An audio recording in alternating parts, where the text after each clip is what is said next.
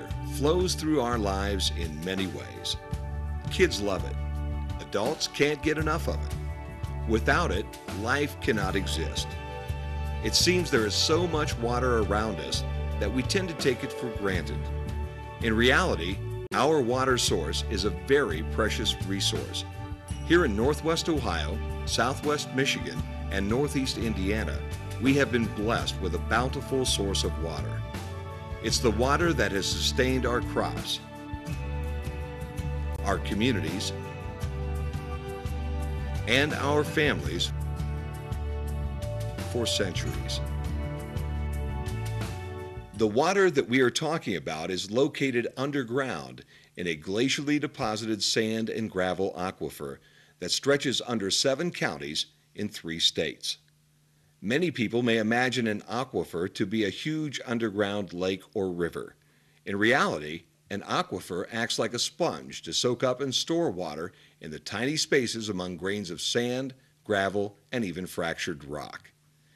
In the MICHINDOH area, the fractured shale and limestone bedrock does not produce useful quantities of water, but the sand and gravels certainly do. How were the sands and gravels that make up the MICHINDOH aquifer deposited? Nearly 1.8 million years ago, the area that surrounds us today, known as the MICHINDOH, looked very much different than it does today. It was then that glaciers started moving down from the north into the states of Michigan, Indiana, Ohio, and elsewhere. Now, as we know, glaciers are made up of snow and ice, and embedded in this ice is tremendous amounts of rock, dirt, clay, sands, and gravel. Now, the thawing and freezing of the glacier causes movement. As the glacier moves, it acts as a bulldozer. It scours the land down to the bedrock. In this area, limestone and shales. Acting as a bulldozer, it picks up the rocks, the clay, sands and gravels and silts and deposited it as it melts in a till field. This jumbled mass of rock, gravel, sand, silt, and clay, called till, is deposited as the glacier recedes. It's the melting and freezing that causes the glacier to move forward. As it retreats, it deposits this dirt as a till. And the glacial till is what we're standing on here, even on the courthouse square, and it surrounds the entire MICHINDOH aquifer area. The glaciers not only deposited sand, gravel, silt, and clay, but also blocks of ice that were buried among the glacial deposits. As the glaciers melted and the climate warmed, these ice blocks formed kettle lakes that we can still see today in the landscape of Northwest Ohio, Northeast Indiana, and Southern Michigan. As the glaciers melted in the MICHINDOH area, layers of clay and fine material were deposited on top of the layers of glacial outwash and glacial till in the ancient Lake Maumee. This is an area that really is a part of the beach or the borderline of the old Lake Maumee I, which was the Lake Erie at its greatest expanse. And that makes this area rather unusual when it comes to the geology of this region. Eventually, the waters receded back to the present-day shores of Lake Erie. The protective layers of clay, silt, and till help to protect our aquifer because they do not allow water or contaminants to easily move downward into the aquifer. Areas of the aquifer that have a thin clay layer or till cover, such as gravel pits, are more vulnerable to contamination.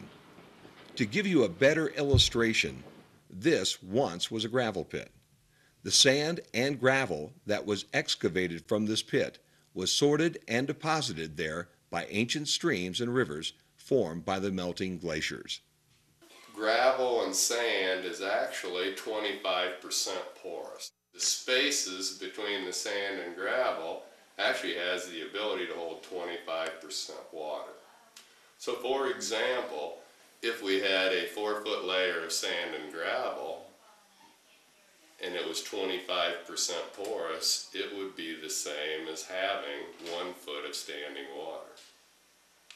If If you equate that out over the area of an acre is roughly 43,560 square feet. That adds up to 325,000 gallons of water would stand in that area. 200 million gallons would stand in a square mile. And in most of all the aquifer area that we're talking about, 3 foot of sand and gravel to 4 would be a very thin layer. Some of these areas go 15, 20 feet thick. So there's just untold, uncomprehendable amounts of water stored underneath the ground. There are several gravel pits around the MICHINDOH area which mine out the sand and the gravel deposits for use in construction. Once the sand and gravel are removed, only the water remains, and you end up with lakes and ponds like the one shown here. Now you know why you see so many small or large ponds at these sites, and you have a better understanding of the makeup of our special aquifer. Most of you have been exposed to the aquifer from above the ground. You, your neighbors, or family members have drilled wells in the area and used them as reliable sources for drinking water. Area farm wells aid in making this a very rich agricultural region. Industries have tapped into the aquifer for production processes, which creates jobs to provide incomes to area workers.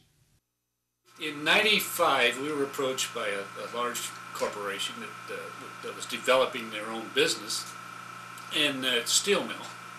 And one of the requirements for their location was water. And of course, being in our location, that's an issue that we could handle and be very sure about. We could supply them with plenty of water to make their product. In '95, they started in '95, started building in '96, took about 2 years to build the steel mill. They employ now about 400 people, just about 4 miles southwest of here.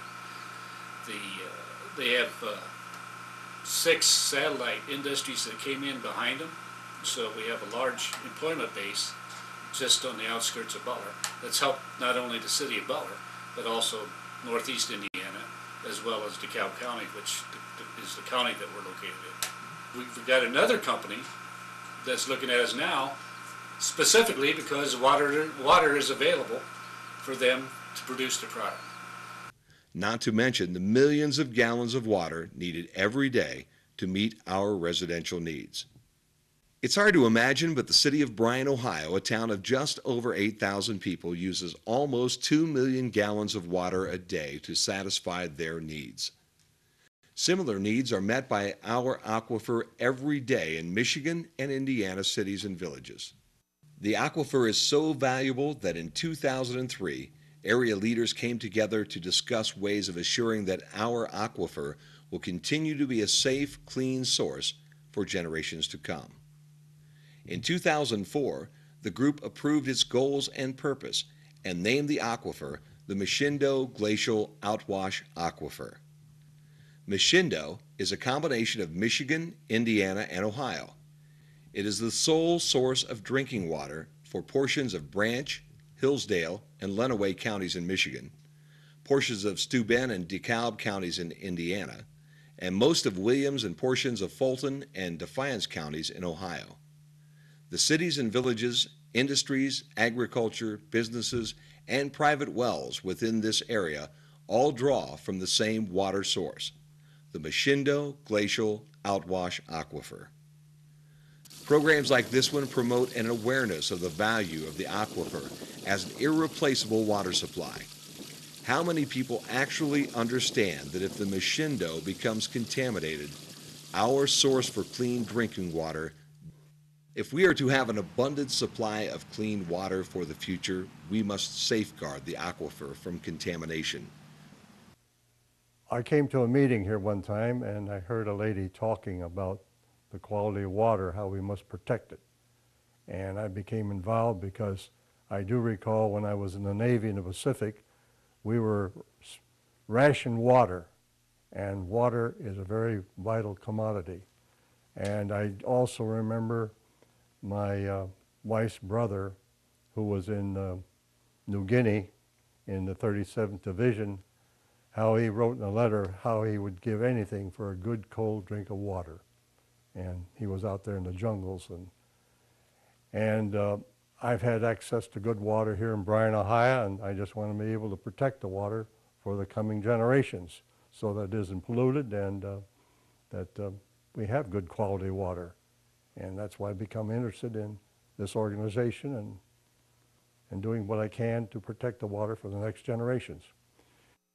Some of the possible sources of contamination are from waste disposal, landfills and abandoned dumps containing toxic materials that can leach into our aquifer, leaks and spills from the underground tanks, storm and sewer pipes, and pipelines, industrial sources including concrete plants, foundries and metal fabricators, gravel pits and quarries, machine and metal working shops, plastic producers, petroleum production, and storage companies, agricultural areas that use pesticides and fertilizers, and animal waste from feedlots and manure piles. Finally, contaminants can come from golf courses, hospitals, gas stations, car washes, car detailers, junkyards, lawn and farm stores, and paint stores. Sometimes the threat can be eliminated with some simple steps. Don't use fertilizers or chemicals excessively, and properly dispose of household chemicals. Some of you may be asking how you can help protect our aquifer. You can become a member of the MICHINDOH Sole Source Aquifer Group. Donate your time or money. And now that you know more about the importance of the MICHINDOH Glacial Outwash Aquifer, you can help educate others that you come in contact with. By taking steps now, we can leave a legacy of abundant, clean water for future generations.